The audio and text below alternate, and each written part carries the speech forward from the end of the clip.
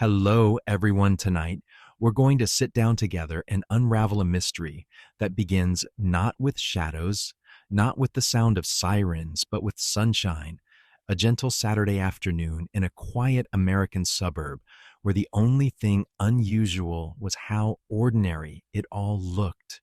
White clapboard houses with neatly painted porches, the smell of fresh cut grass drifting in the air, a basketball left rolling lazily on the driveway. In the backyard of one of those homes stood two little boys who seemed at first glance like copies of one another. Same height, same sandy brown hair, the same wide grins missing the same front teeth. They were 6 years old, identical twins dressed in matching red hoodies. Their grandmother had sent them. Their laughter echoed between the wooden fences, filling the space with the kind of joy adults often forget how to make. Their names, well, let's just call them Ethan and Evan, because even names that rhyme felt like a private joke in this family. They were the pride of their parents, Mark and Lisa, who believed, like many young parents, that nothing bad could ever touch them in such a peaceful place. That belief would soon be shattered. So before you get comfortable, take a moment to like the video and subscribe if you really like what I'm doing here. And if you're listening in from somewhere small, like a rural town or a little neighborhood, drop your location in the comments. You never know, someone nearby might be tuning in too. Now turn off the lights, lie back on your comfy cushions, and let's get moving tonight. Sir. The story begins with the kind of day we all take for granted. The twins were outside after lunch, building an imaginary castle with sticks and garden stones. Their mother watched from the kitchen window, wiping her hands on a towel, humming to the radio. She looked away for less than 5 minutes. By the time she turned back, the backyard was empty. At first, she thought nothing of it. Kids are quick, especially boys, with too much sugar in their veins. She stepped out onto the porch and called their names. Ethan, Evan, time for juice silence. Only the rattle of the wind chimes answered. Her calls grew sharper, louder. She walked around the yard behind the shed toward the old swing set, expecting two red hoodies to come tumbling out, giggling from a game of hide and seek. But they never did. Within 10 minutes, panic clawed into her chest. By the time Mark rushed home from the hardware store, Lisa was screaming their names down the block. Neighbors came out, some in slippers, some in work boots, scanning yards, checking porches, pulling open garage doors. The ordinary Saturday had turned into a neighborhood-wide alarm. People like to say missing child cases are the worst kind of nightmare. The FBI has files showing that the first 3 hours are the most critical. Every detective knows this. Every parent fears this. Investigators and criminologists are still debating whether the panic helps or hinders, because in that frenzy, people forget details, erase tracks, even move evidence without realizing. And that's exactly what began to happen here. One neighbor swore she saw the twins running toward the creek. Another insisted they were in the front yard with chalk an hour earlier. Someone else said they saw a red truck on the corner. The problem was half the town drove red trucks. Lisa collapsed in tears on the front steps as officers arrived, their radios crackling their boots, stamping through the yard. Dogs were brought in. Searchlights combed the creek. Volunteers lined the woods hand in hand, walking in a row, every square inch scanned, every thicket parted, and yet nothing. The first strange detail, their toys were still scattered in the grass mid-play. A wooden ruler stuck into the dirt like a flag. Two half-built stick towers standing untouched. That scene gave investigators chills because it suggested the boys hadn't walked away voluntarily. Still no signs of a struggle, no footprints out of the ordinary, no broken fence, no open gate, just absence. Absence is heavy. It weighs more than presence ever does. As night fell, the quiet suburb transformed. Porch lights clicked on in unison. Parents clutched their children tighter. Doors that had never known a lock were bolted shut. Police cars idled with their red blue lights, spinning silently against white siding. Inside the house, Lisa and Mark were questioned separately. That's standard procedure, but to them, it felt like a betrayal. Why ask about their finances, their arguments, their family history when their boys were out there alone, maybe freezing, maybe worse? And here lies a historical fact worth noting.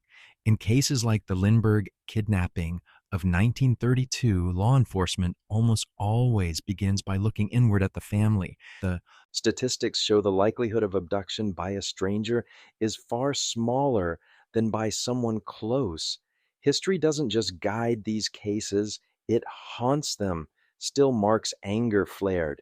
"You think I'd harm my own sons?" he shouted. Lisa, in her interview room, shook uncontrollably, whispering, "Please, please, just find them." Detectives scribbled notes. The twins' photos read hoodies, toothless smiles, were faxed to surrounding counties, pinned on station walls, printed in newspapers. A case was born, one that would stretch the nerves of everyone involved, one that would test the line between love and betrayal. But on that very first night, as the family broke down under the harsh fluorescent lights, someone else was watching, someone who already knew where the boys were, someone who believed he was saving them from a fate worse than being missing. Remember that thought, because the clue to his identity was already hidden in plain sight. Searles Wilaim, the backyard, when officers returned to it with stronger flashlights, looked like a stage after a performance had ended. Props still in place, audience gone.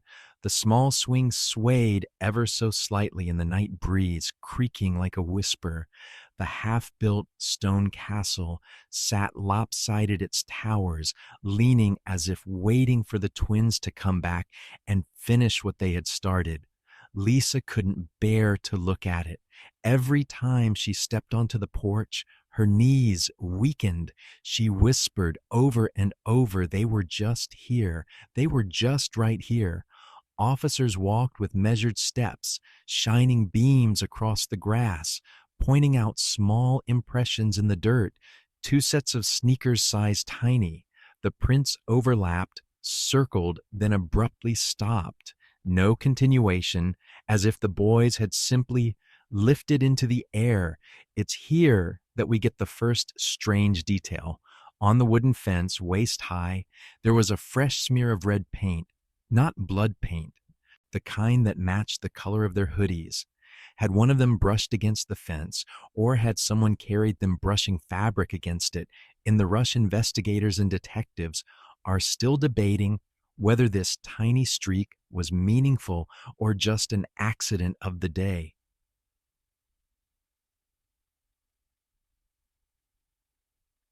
The search spread outward.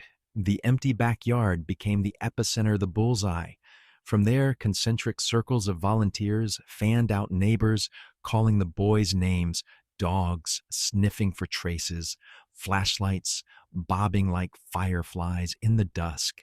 The sound of the creek trickling nearby suddenly seemed louder than usual, ominous. Parents gripped their own children tighter, telling them not to wander even a step away. Meanwhile, the command post took shape in the family's garage. Folding tables were set up, maps pinned to the walls, red markers circling each area searched. Officers paced in and out while Lisa and Mark sat on lawn chairs, surrounded by well-meaning neighbors, offering casseroles and coffee they couldn't taste. Sometimes an old man from down the block muttered, "Kids get curious. They wander into places they shouldn't." He mentioned the old storm drain system beneath the neighborhood, a forgotten maze of tunnels that had been sealed decades earlier. The suggestion made everyone's stomachs drop. Within an hour, Firemen were prying open rusted grates, shining their beams inside. Rats' scurried cobwebs clung, but no trace of small hands, no echo of small voices came back. At midnight, Lisa stood in the middle of the backyard with the porch light off. She refused to leave. She whispered their names into the dark, her voice shaking Ethan. Evan, come home. Her sister held her shoulders to steady her, while Mark walked the perimeter like a caged animal. His face was hard, jaw-locked eyes, scanning each shadow like he could force the twins to appear with sheer determination. One officer quietly observed, noting how differently the parents reacted. Lisa's desperation seemed raw, unfiltered. Mark's fury, however, carried something else like guilt or fear. Of course, that was the officer's interpretation, and interpretations can be dangerous. History has shown, like in the infamous McMartin preschool case of the 1980s, that assumptions in the early hours can lead to decades of wrongful suspicion. Still, the officers wrote it down.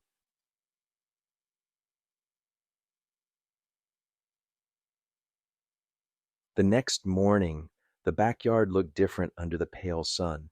Empty in daylight felt harsher, crueler.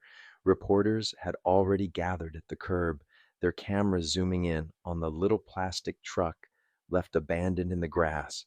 Headlines began forming, twin boys missing in broad daylight. Children from the neighborhood left hand-drawn cards taped to the fence crayon sketches of two stick-figure boys holding balloons. "Come home soon," one said in shaky handwriting. It was both comforting and unbearable, but the strangest image was one nobody could shake: those half-built castles of sticks and stones. Investigators photographed them carefully. Later, when analyzed, one detective claimed the pattern of the towers resembled something: two tall shapes with a smaller shape between them, almost like a crude family drawing. Was it just childish play, or a subconscious message left in their last few minutes? The empty backyard, in all its silence, had become a crime scene, and from that void, theories began to grow like weeds. Some whispered it was a random abduction by a passing stranger. Others thought it had to be someone who knew them well enough to lure them quickly. But no matter the theory, the fact remained: the boys had disappeared without a sound, without a witness. It was as though the earth itself had swallowed them. And yet, remember, that red smear on the fence, that tiny line of paint would later come back, not as an accident, but as a breadcrumb, pointing towards someone much closer to the family than anyone dared to suspect.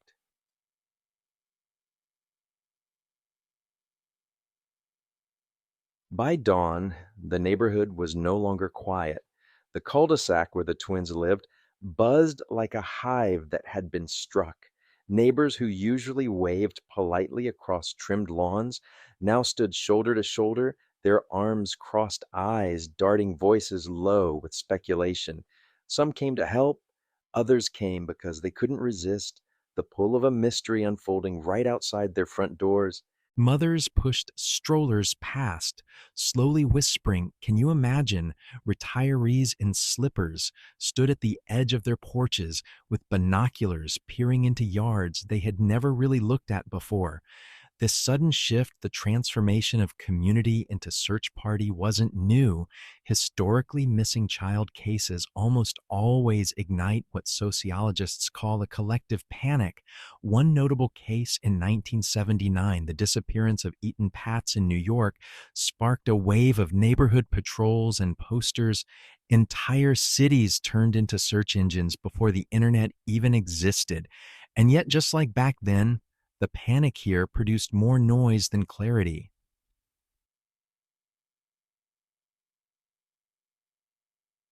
Neighbors fanned out into alleys, lifting trash can lids, opening sheds. One man swore he'd seen the twins playing hopscotch near the corner store earlier that afternoon. But his wife corrected him. No, that was last week. A teenage babysitter claimed she saw them riding bikes down the block, but the twins didn't own bikes. Investigators scribbled down each statement, knowing memory is unreliable, especially under pressure. Still, every rumor had to be checked. Volunteers with flashlights and dogs combed through empty lots, while others sifted through leaf piles near the park. Lisa, her face pale and swollen from crying, wandered among them, repeating, "They were just here, just here." People placed comforting hands on her shoulders, but their glances carried unspoken doubts. Everyone wondered the same thing. How could two children simply vanish in broad daylight? By afternoon, reporters had set up camp. Satellite vans parked along the street cords, snaking across sidewalks, anchors speaking into cameras with solemn expressions. Two 6-year-old twin boys, missing now for more than 24 hours. Their voices carried across the neighborhood, cold and detached. Mark snapped at them, shouting for them to leave, but the reporters stayed. Cameras have a way of feeding on grief, and the public devours every second. One strange detail began circulating. Someone had spotted a white balloon tied to a fence post at the far end of the block. Nobody claimed to have put it there. It bobbed gently in the breeze, innocent but eerie. A child's toy, a cruel prank. Investigators and detectives are still debating whether it was a coincidence or a deliberate message. The balloon was photographed, then deflated and bagged as evidence.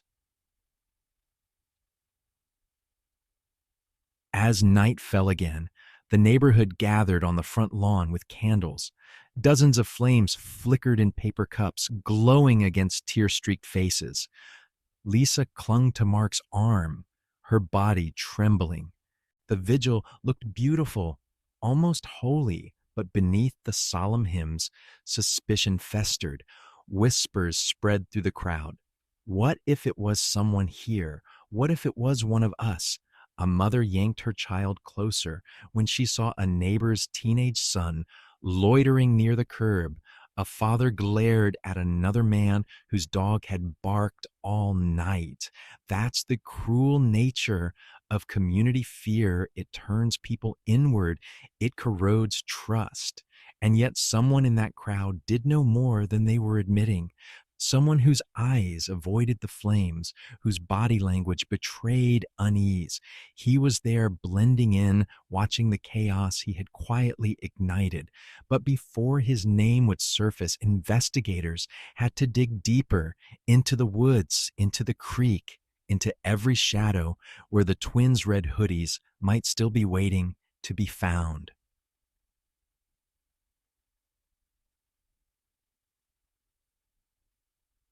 The search shifted toward the natural borders of the neighborhood, the creek and the woods. If the twins had wandered, these were the places they would have gone. The creek curved like a silver ribbon through tall grass, its shallow water glinting beneath the late afternoon sun. Parents had warned their kids never to play there, but warnings and curiosity often travel in opposite directions. Volunteers moved slowly along the banks, poking with long sticks, their boots sinking into mud. Dogs strained at leashes, sniffing frantically. The smell of damp earth and algae clung to the air. Then, just as fatigue began to settle, a shout rang out. A deputy crouched near the edge of the water, holding something small in his hand, a child's sneaker. Mud clung to its rubber sole, the laces knotted loosely. The entire crowd froze. Lisa screamed, stumbling forward, until Mark caught her by the arm. "Is it theirs?" she demanded. The shoe was compared to one left in the house. The size matched. The brand matched. For a moment, everyone believed the worst. Ready, divers were called in. Men in black wetsuits slipped into the water, scanning every inch of the creek bed. The current was slow, barely strong enough to carry leaves, but investigators knew children could drown in less than 6 inches of water. They worked for hours pulling up branches, sediment, even an old rusted shopping cart, but no bodies surfaced, not a shred of fabric, not another shoe, just that single lonely sneaker. Here lies the unusual detail. The shoe had no mud inside it. The outside was coated, yes, but the interior was dry, the fabric clean. It looked more like it had been placed there than worn into the muck. Investigators and detectives are still debating whether this was a genuine clue or a deliberate plant meant to mislead. The woods brought more mystery. Stretching for several acres, the trees swallowed sound. Volunteers called out the twins' names, but the echoes bounced back unnervingly, giving the impression of voices answering from deeper within. Searchers found small disturbances, broken twigs, scuffed soil, a discarded juice box. The juice box wasn't a brand the family ever bought. It was an off brand sold at only one convenience store miles away. The store owner later swore no children had come through that day. The box then became another puzzle piece, sharp edged but hard to place. Night came again, and with it, exhaustion. Families lit lanterns at the edge of the woods and waiting like fishermen, hoping for a catch. Each hour that passed gnawed at hope. Lisa whispered, maybe they're hiding, maybe they're scared. Mark said nothing, his jaw locked, tight eyes fixed on the dark.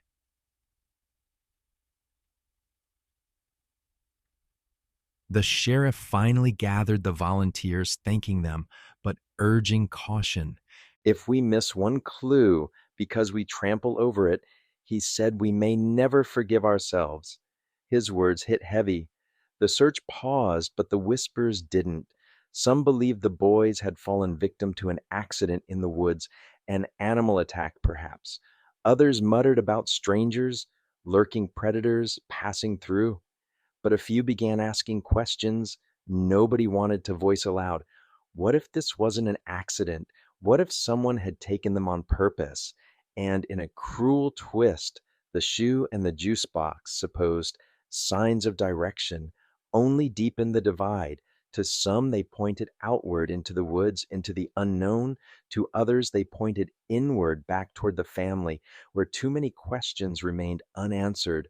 Mark's brother, the twins' uncle, lingered quietly at the edge of these searches. He carried a flashlight, but rarely used it. He spoke words of comfort, but his eyes wandered elsewhere. Few noticed him then. Later, many would recall the way he avoided looking directly at the creek, as if he already knew the truth of what wasn't there.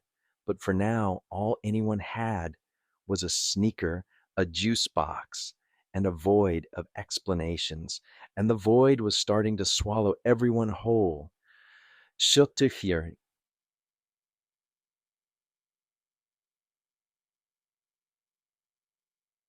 When the woods yielded no answers and the creek gave only a single sneaker, the spotlight shifted inevitably onto the people who should have known the twins best. Mark and Lisa found themselves seated in separate rooms at the county sheriff's office, the fluorescent lights buzzing overhead, the walls bare except for a clock that ticked far too loud. It was standard protocol. Detectives said nothing personal, but in the silence, both parents felt like suspects rather than victims. Lisa's interview began gently. A detective leaned forward, hands folded, voice soft. Tell me about your day, every detail. She recounted breakfast pancakes with syrup, the twins fighting over the last blueberry, lunch grilled cheese sandwiches, apple slices, then the backyard playtime. She spoke in spirals, circling back to moments she thought might matter, her hands trembling as she twisted tissues into damp ropes. Did you argue with your husband recently? The detective asked. Lisa blinked, confused. What? No, not about anything serious. The words sounded weaker than she intended. Mark's interview was sharper. Detectives asked about money, about stress at work, about whether he drank, whether he ever lost his temper. His jaw tightened with each question until he nearly snapped the pencil they'd handed him. "You think I hurt my own sons," he hissed. "I'd die before I laid a hand on them." The detective didn't flinch. He'd heard that before too many times. Historically, statistics weighed heavily against fathers in such cases. Studies of child abduction murder show family members are implicated far more often than strangers. Investigators and criminologists are still debating whether this statistic guides justice or biases it from the start.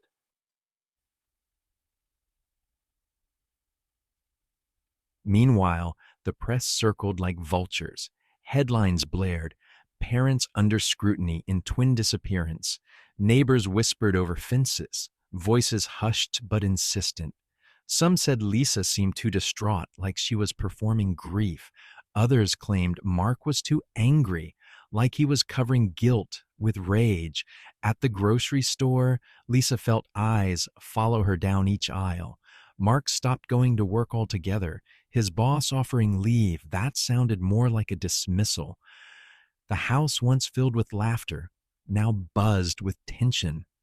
Police tape still clung to the backyard fence, flapping whenever the wind picked up. Inside, investigators had combed through closets, searched the attic, taken computers. Even the twins' room was upended, stuffed animals on the floor, blankets turned inside out. Lisa refused to sleep there anymore.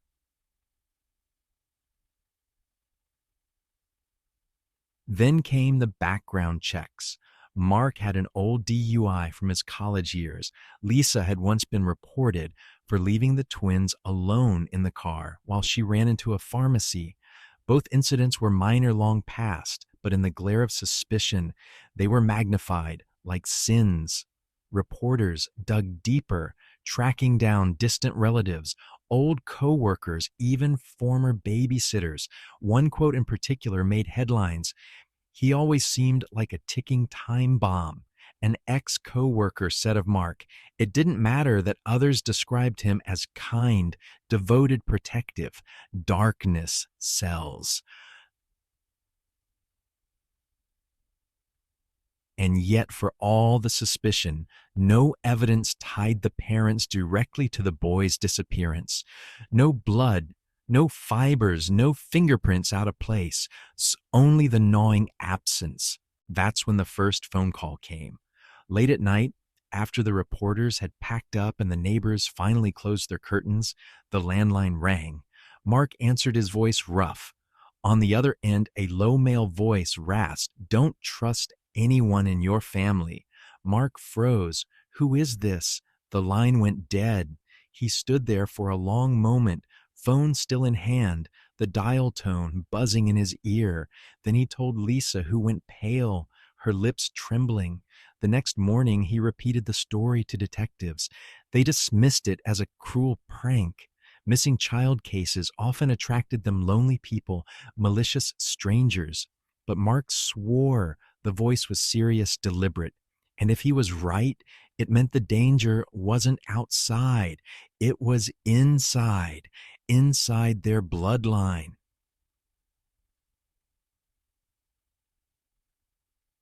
The first call might have been dismissed as a prank if it hadn't been followed by another. This time the phone rang during dinner. Lisa dropped her fork, her appetite long gone in the weeks since the twins had vanished, and Mark lunged to answer. "Hello." There was static at first, like the caller was outside, wind brushing against the receiver. Then the same voice, low and deliberate. "They're not lost. They're hidden." Mark's knuckles went white around the phone. Where are my boys?" But again, silence, then a click. Lisa covered her mouth with both hands. Her eyes brimmed with tears that didn't fall. The words felt like both hope and torment, a promise and a curse wrapped into one.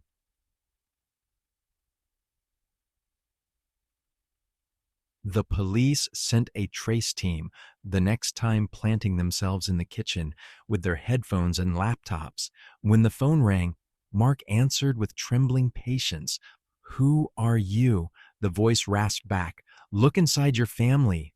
The truth sleeps under your roof." The trace failed. The signal bounced between towers, then dropped into nothingness. A disposable phone, likely. The detectives shook their heads, muttering about attention seekers, but Lisa couldn't ignore the specificity of the words. She started watching everyone around them differently: the neighbors who had offered casseroles, the relatives who showed up with hugs, and most of all, Mark's older brother, Henry.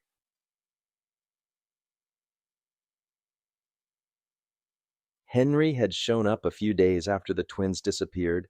A bachelor in his mid 40s, he'd always been the eccentric one, living in a trailer on the outskirts of town, working odd jobs that never seemed to last. He said he wanted to help. He brought groceries, mowed the lawn, and sat in their living room, his quiet presence oddly comforting.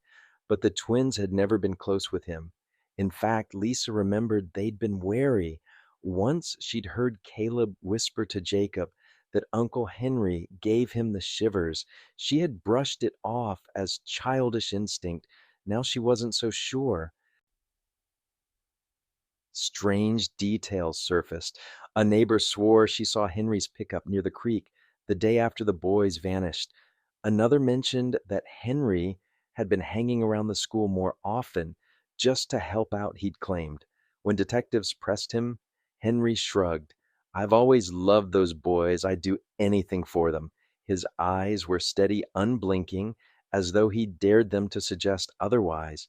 Investigators and criminologists are still debating whether family members who insert themselves into searches are trying to help or trying to control the narrative.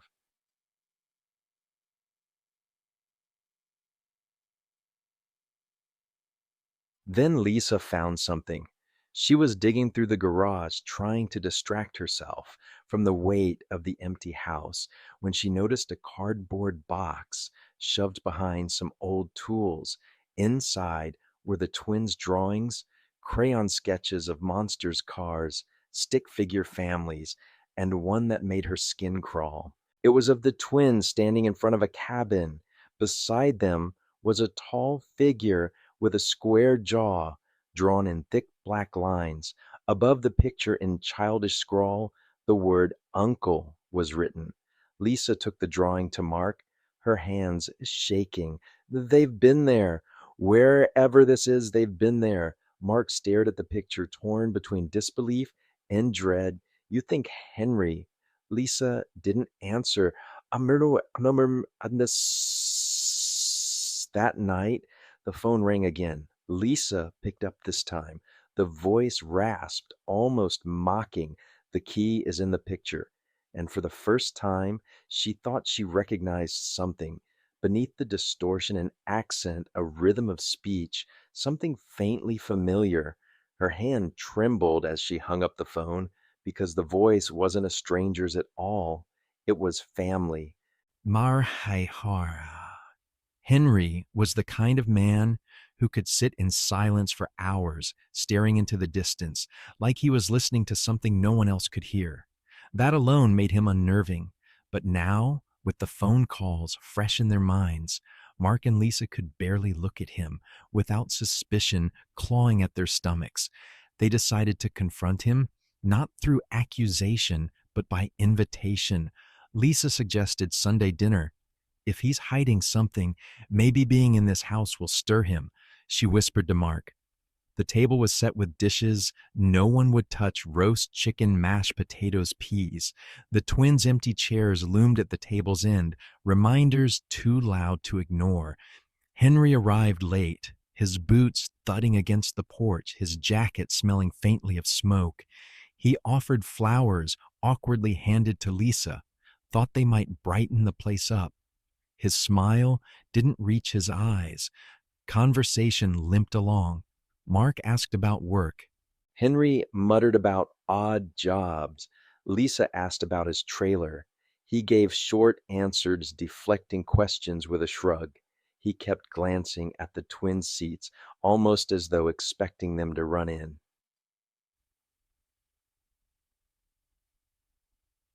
Then Lisa took a gamble. She brought out the drawing. She laid it on the table between the uneaten food. "Do you recognize this?" she asked, her voice steady but thin. Henry studied the crayon lines. His face didn't change, but something flickered in his eyes. Kids draw all kinds of nonsense, he said finally, sliding the paper back toward her. Lisa pressed. The cabin. They'd never seen one before. Where is it? Henry's jaw tightened. You're barking up the wrong tree. I'd never hurt them. But Mark noticed Henry's hand, twitching thumb, rubbing against his knuckles, a nervous tick he hadn't seen in years. Wam your tsarm. The detectives had warned them never confront a potential suspect alone, but desperation doesn't wait for permission. Mark leaned forward. Then prove it. Where were you that day? Henry's eyes darkened. Don't you dare point your finger at me. I've been here more than anyone else, helping, feeding you, and this is how you thank me. His voice rose sharp and jagged. Lisa flinched. Henry Mark said quietly, someone's been calling the house. A man's voice saying we can't trust our family. Henry froze. For the first time, he looked rattled. His lips parted, but no words came out. He reached for his coat, suddenly muttering something about needing air, and then he left. That night, sleep was impossible.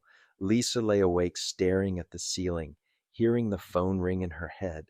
Though it stayed silent, Mark sat in the living room, shotgun across his lap, waiting for headlights that never came. The next morning, police showed up unannounced. They had tracked Henry's cell phone records. Calls from disposable numbers had pinged near his trailer the same nights their landline had rung. It wasn't proof, but it was enough. Officers went out to question him. Hours later, news came back. Henry wasn't there. His trailer was empty, the bed unmade dishes stacked in the sink. On the table was a note written in shaky letters, "Stop looking. Außerordnungsheim." Investigators and criminologists are still debating whether flight equals guilt or whether sometimes an innocent man runs because suspicion crushes him before justice can clear his name. But for Mark and Lisa, it felt like confirmation. Henry knew something, and now he was gone.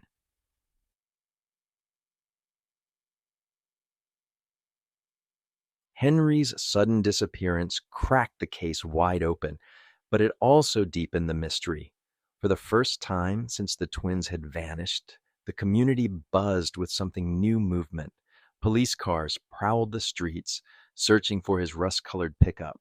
Neighbors clustered in driveways, murmuring that maybe, finally, there would be answers. Lisa sat by the window knees, pulled to her chest, her eyes hollow. He knows where they are, she whispered over and over.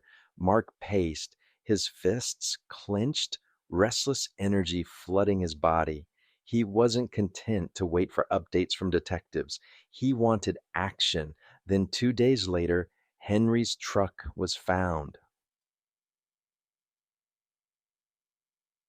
It sat abandoned on the edge of the woods 30 miles north, its doors unlocked, keys gone. Inside were scattered beer cans, a torn flannel shirt, and a road map folded to a section that showed an area marked with pencil, a cluster of cabins near Blackwater Lake. Mark's heart stopped when he saw it. The sketch the twins had drawn, two stick figures in front of a square-jawed man, the cabin looming in the background. It was almost identical to what the map suggested. Lisa trembled as the detective unfolded the map on their kitchen table. Blackwater Lake used to be a summer camp, he explained, shut down decades ago. Old cabins still stand there. Locals say it's a hangout for squatters drifters. Dangerous place, or the place Henry's been keeping secrets. Mark growled. Authorities organized a search, but the weather turned foul rain, pelting down fog, crawling across the lake like a curtain. The operation stalled. Too risky, they said. Too dangerous. Mark couldn't wait. That night, he told Lisa, I'm going. Lisa gripped his arm. You'll get yourself killed. I don't care, he said. His voice broke. They're my sons. If there's even a chance, she didn't stop him. She only pressed a flashlight into his hand, her fingers lingering on his. Then don't go alone. The lake road was a ribbon of mud and shadows. Branches clawed at the truck's sides as Mark drove Lisa in the passenger seat, both of them silent headlights cutting weak beams through the mist. When they reached the clearing, the cabins emerged from the fog like skeletons, roofs sagging windows, broken doors hanging on rusted hinges. It looked less like a camp and more like a graveyard for buildings. Mark killed the engine. The silence pressed in. They stepped out, flashlights slicing through the dark. The smell of wet wood and moss clung to the air. Somewhere, water dripped in steady rhythm. Then Lisa froze. Mark, look. On one of the cabin doors, crudely painted in black, was a single word, Uncle. They approached slowly, their boots crunching on damp leaves. The door groaned when Mark pushed it open. The beam of his flashlight swept across the interior, rotting bunks, a moldy mattress, beer bottles on the floor, and then a shoe, small mud stained. Lisa's breath hitched. She stumbled forward, snatching it up. Caleb's name was written inside in faded marker. Her hands shook so violently she nearly dropped it. Mark, she whispered, they were here. But the room gave no sign of where they had gone next. No voices, no bodies, just absence and shadows. As they searched, Mark noticed something carved into the wooden beam. Near the bunk, a set of initials, JC and CC Jacob and Caleb. Lisa's knees buckled. They left this. They were alive here. At that moment outside, a branch cracked. Heavy footsteps. Mark spun flashlight beam darting across the doorway. A figure stood in the clearing, half hidden by fog, broad-shouldered, motionless, watching Henry.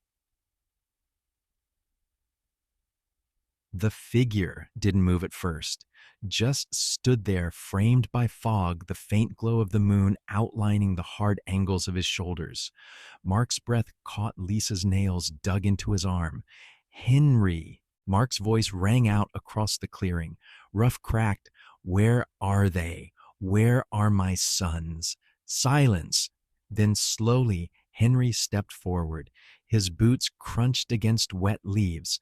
The beam of Mark's flashlight caught his face. Gaunt eyes, bloodshot, a sheen of sweat on his forehead. He looked like a man running on fumes, cornered and brittle. Lisa clutched Caleb's shoe to her chest. Henry, please, she begged. If you know something, anything, tell us. Henry raised his hands slightly, palms out, though it wasn't surrender. It was weariness. You shouldn't have come here. His voice was hoarse, but beneath the rasp, Mark recognized it. The cadence, the faint slur on certain words, the same as the phone calls. Mark's stomach dropped. It was you. Henry's lips twitched, almost a smirk, almost a grimace. I had to make you see. They're not gone, not the way you think. Lisa stepped forward, tears streaking her face. Then where are they? Henry glanced over his shoulder toward the tree line as though expecting someone or something. Safe, he muttered, safer than with anyone else. The words sliced through Mark. Safe. His shout echoed through the hollow cabins. They vanished. Henry, you tore our lives apart. Tell me where they are. Henry flinched at the volume, his jaw tightening. I didn't hurt them, I swear it, but the truth? His eyes darted to Lisa. The truth is ugly, uglier than you're ready for. Lisa's voice broke. I don't care how ugly it is. I just want them back. Suddenly, headlights that cut through the fog, police cruisers barreled down the muddy path, sirens wailing faintly in the distance. Henry's head snapped toward the noise, panic flashing across his face. "They followed you," he hissed. "You weren't supposed to bring them." He bolted. Henry Mark roared, lunging after him. But Henry disappeared into the trees, swallowed by mist and night. Officers poured into the clearing. Seconds later, weapons drawn, flashlights darting. They shouted orders, "Hands where we can see them." Step back, but Mark and Lisa were too stunned to move. Lisa held up the tiny shoe in her trembling hand. "He was here. They were here," she whispered, her voice barely audible over the chaos. The cabin was searched top to bottom. Officers bagged the shoe, photographed the carved initials, dusted for prints. But Henry had vanished as completely as the twins once had. "Maybe he knows where they are," one detective murmured, "or maybe he just wants you to think he does." Mark's fists clenched. "No, he's telling us something. He knows more than anyone." Investigators and criminologists are still debating whether kidnappers who insist the children are safe are driven by delusion guilt or an unthinkable alternative that makes their words true in ways parents refuse to accept.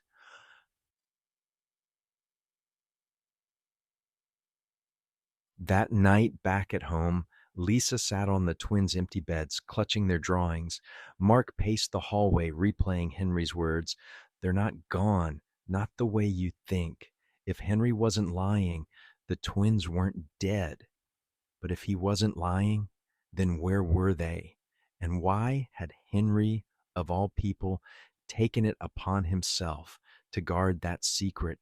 The weight of uncertain pressed down harder than ever, because sometimes not knowing was worse than the worst truth.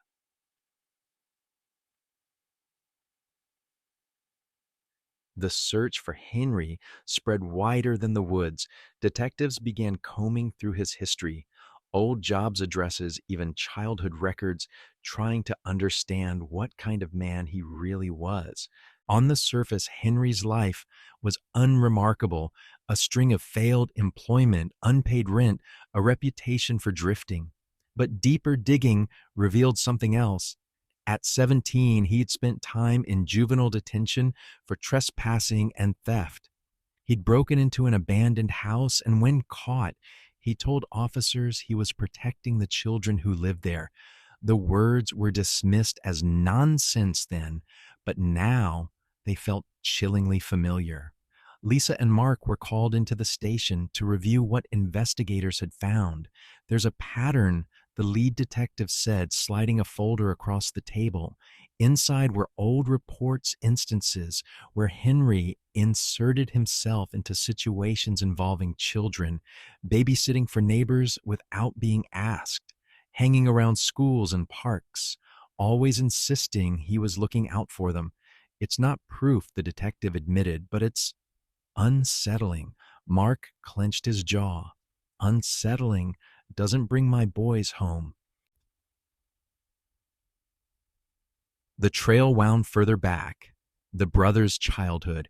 Their father had died young, leaving their mother to raise them alone.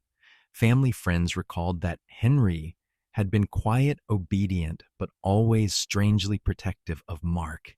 "He acted like a little soldier," one said, "always saying he'd take care of things, even when no one asked him to." Lisa frowned at the description. "Take care of things," she repeated. Mark shook his head. "That doesn't mean anything." But the seed of doubt was planted.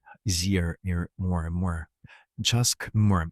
Meanwhile, the community had turned against them. Every news broadcast led with Henry's disappearance, often followed by speculation. Did the parents know more than they admitted? Was Henry covering for someone else? Reporters shouted questions whenever Lisa left the house. "Do you believe your brother-in-law kidnapped your sons? Did your husband help him?" She stopped answering the door, stopped checking the mail. Each headline felt like a knife.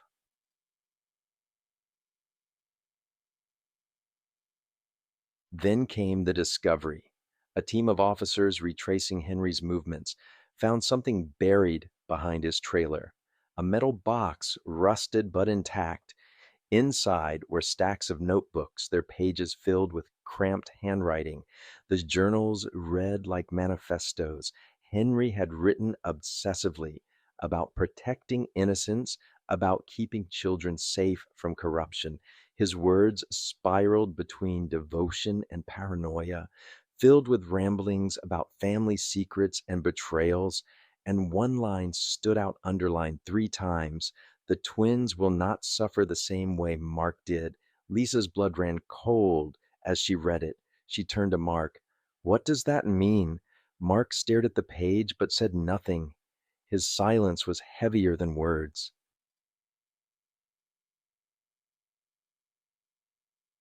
The detectives noticed too. Later, one pulled Lisa aside. Did your husband ever tell you about his childhood? Anything unusual? Anything traumatic? Lisa shook her head, but her stomach twisted. When she confronted Mark that night, his face hardened. I don't want to talk about it. Mark, if Henry's doing this because of you, because of something that happened, I need to know. He slammed his fist against the wall.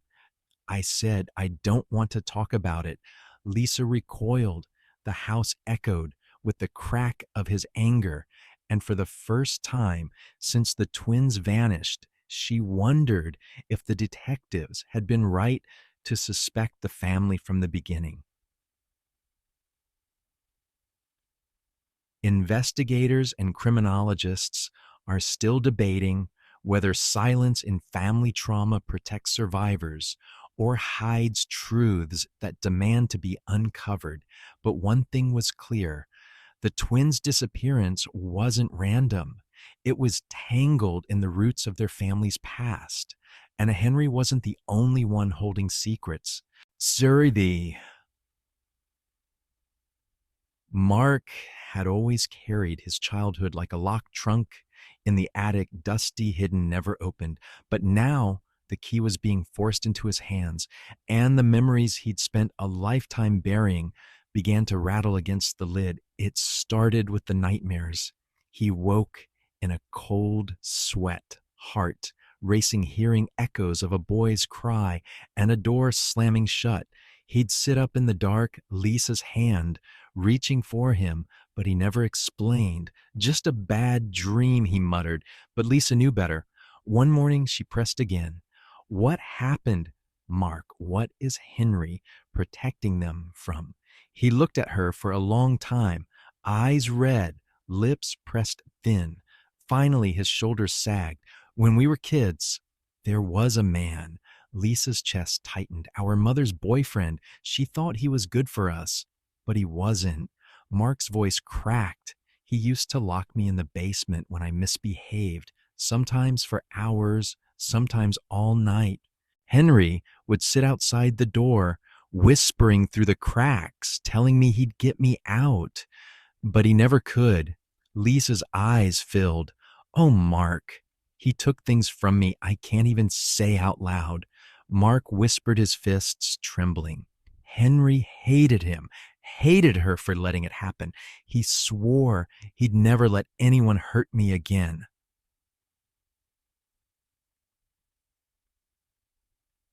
Lisa pieced it together slowly like shards of broken glass. Henry's obsession with protecting children, his fixation on keeping the twins safe, his journals about stopping the cycle. Henry thinks he's saving them, she breathed. Mark's face twisted in anguish. From me. The realization hit like a hammer. Henry wasn't just trying to shield the twins from the world. He believed their own father was a threat, just as Mark had once been a victim.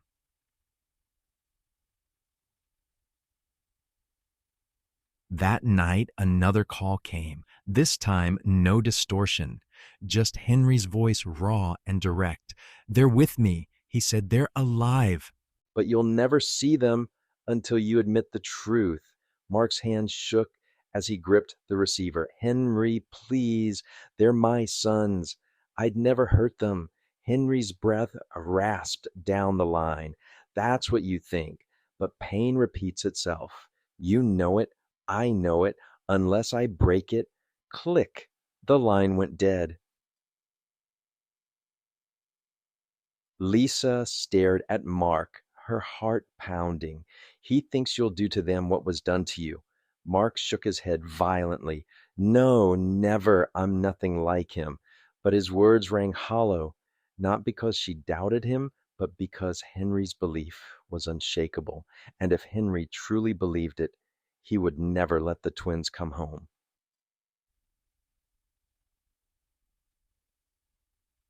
The detectives dissected the phone call, their theories spiraling.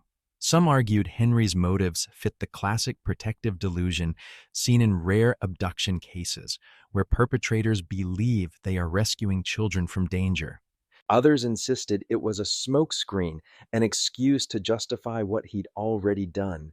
Investigators and criminologists are still debating whether Henry's logic marked him as a savior in his own mind or simply another predator rewriting the story to ease his conscience. For Mark and Lisa, the truth was unbearable in its simplicity. To find their sons, they wouldn't just have to chase Henry, they'd have to confront the darkness buried in their own family's past. And that meant Mark would need to face the very memories he'd sworn never to speak of again.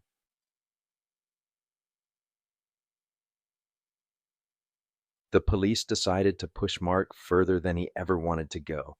Two detectives arrived one morning with a simple request. We need you to come with us to the house. Mark froze. That place doesn't exist anymore. It's condemned. It's still standing, the detective interrupted. And Henry has a pattern of returning to old trauma sites. If we're going to predict where he might hide, we need to understand his world, which means we need you. Lisa squeezed Mark's hand. Maybe this is the only way. The drive was silent except for the hum of the tires. Mark stared out the window, jaw clenched, as fields gave way to broken streets and overgrown yards. Finally, they turned onto a dirt road, and there it was, the house. The paint had peeled to bare wood, the roof sagged, shingles missing like rotting teeth. Windows were boarded, but the front door still hung crooked on its hinges. Even from the car, the smell of mildew and decay seeped into the air. Mark's chest tightened, his palms were slick.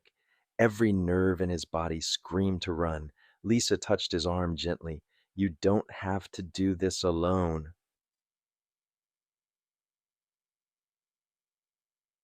Inside the house was a carcass.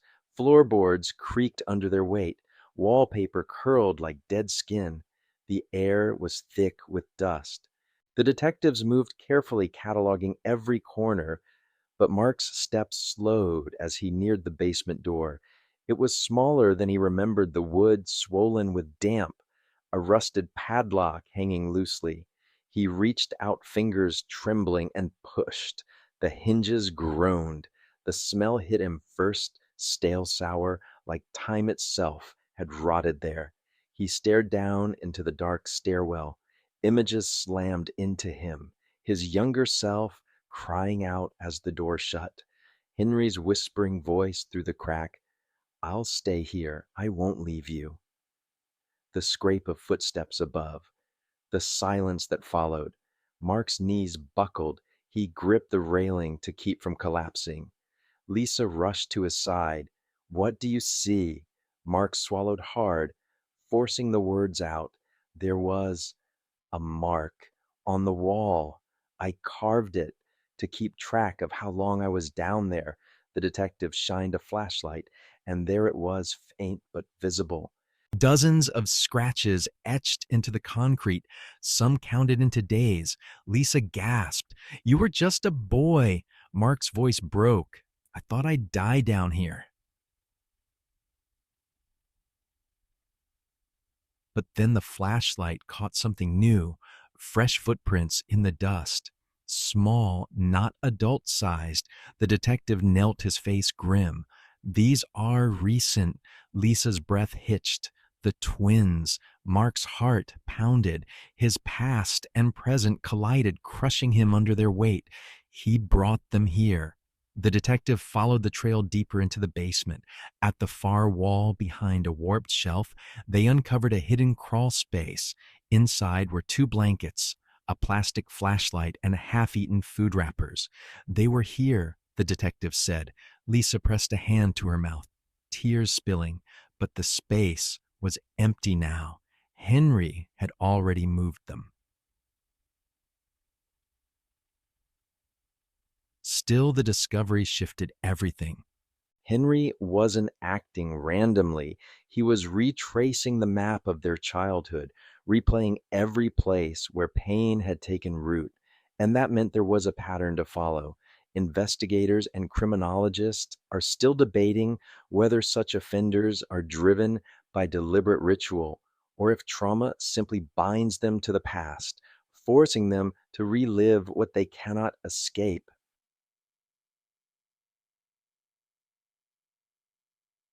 For Mark, the realization cut deeper than any theory. Henry was dragging his sons through the same nightmare that had once swallowed him whole. And unless they unraveled the pattern in time, the boys would disappear into the same darkness forever.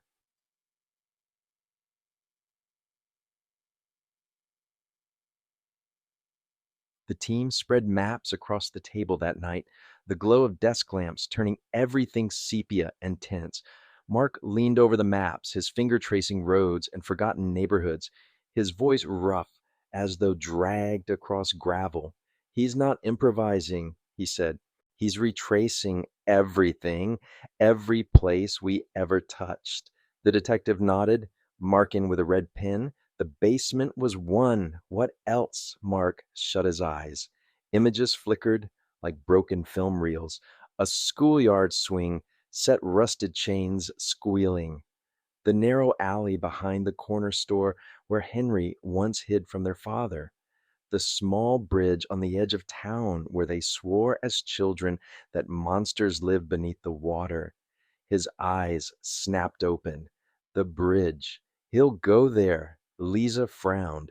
Why the bridge? Because it was the last place I ever saw him before he before he disappeared the first time. The room went quiet. Even the detective set down his pen. The next morning, they reached the bridge. The structure had aged poorly, wood darkened railings warped. Beneath it, the river churned swollen from autumn rains, and there painted crudely across one side in dripping black letters, "Still here." Lisa's hand tightened on Mark's arm. It's him. A chill coursed through Mark. He's taunting us. The detective surveyed the scene. Fresh paint. He's close, but there were no twins, no sign of them at all.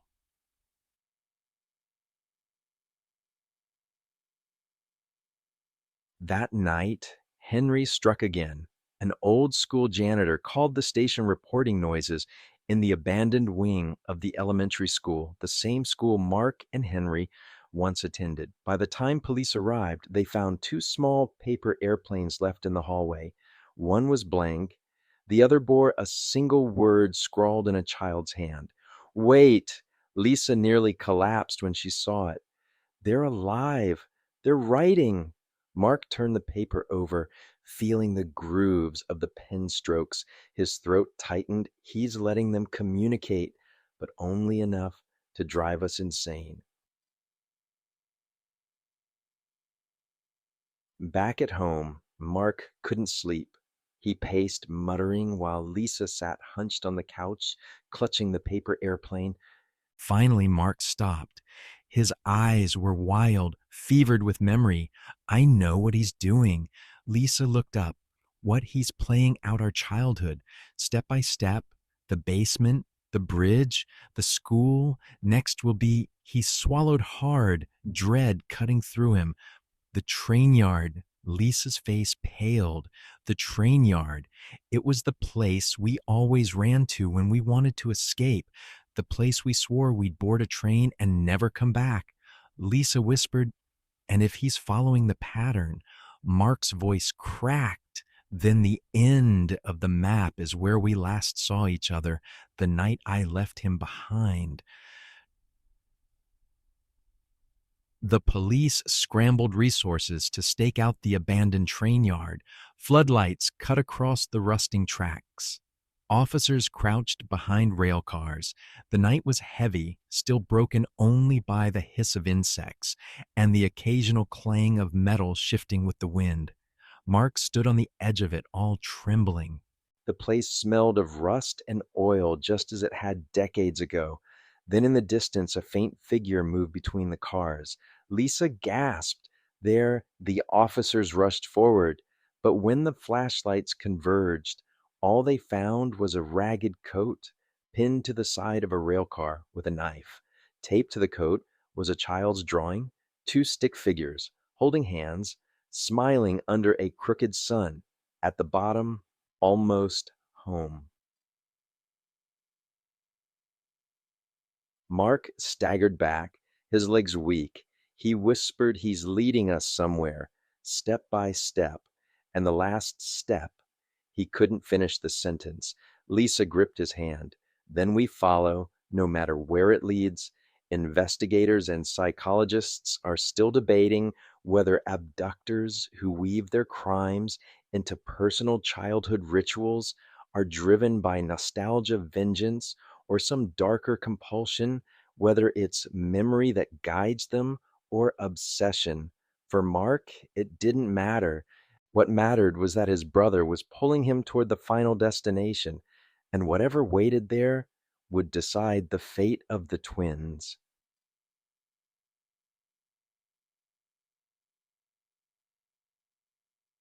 The drive out of town felt endless. The police convoy moved cautiously, headlights slicing through the fog that rolled heavy across the back roads. Mark sat in the back seat of the lead car, his face pale, his jaw tight. Lisa clutched his hand, the paper airplane still folded in her other palm, like a talisman. The detective in front turned. "Mark, you said the final place was where you and Henry last saw each other. Where was that?" Mark's voice was low, almost a whisper. "The orchard, out past Miller's farm." "That's where it ended." Lisa frowned. "Ended." Mark swallowed hard. "That night I ran. Henry didn't. He stayed behind, and I never saw him again." The detective nodded grimly. "Then that's where we'll find him now."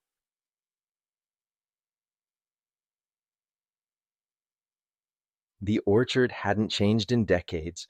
The trees stood crooked and skeletal, their branches clawing at the night sky. The air smelled faintly of rot and damp earth. Floodlights swept over the rows, throwing long, jagged shadows. At the center clearing, they saw him. Henry. He stood with his back to them, a ragged coat hanging from his thin frame shoulders hunched, and in front of him two small figures, Daniel and Ethan, huddled together, their faces streaked with tears. Lisa's breath caught in her throat. The boys. Mark stepped forward before anyone could stop him. His voice trembled but carried across the clearing. "Henry." The figure stiffened, then slowly turned. His face was gaunt, hollowed by years of bitterness, but his eyes gleamed with a twisted light. Brother Henry rasped his voice, breaking like dry wood. "You finally came back, Mawsome." Police aimed their weapons, but Mark raised a hand. "No, let me." Henry tilted his head, studying him. "You left me once. You ran from the dark and left me to drown in it, and now you want me to hand over what's mine." "They're not yours," Mark said. His throat tightened, but he forced the words out. "They're children, my children." Henry's lips curled into a faint smile. "Our childhood was stolen. Why should theirs be any different?" The words sliced through Mark, but he held his ground. "Because we survived. We made it out. Henry, that means they don't have to live it again." Henry's eyes flickered uncertain. For the briefest moment, his mask cracked. Mark took a step closer, his voice softening. Do you remember the orchard? Do you remember what we said here that night? We promise if one of us made it out, we'd come back for the other. Henry's chest heaved. His hands trembled. The twins whimpered behind him. I did come back. Henry, I never stopped looking. I thought you were gone.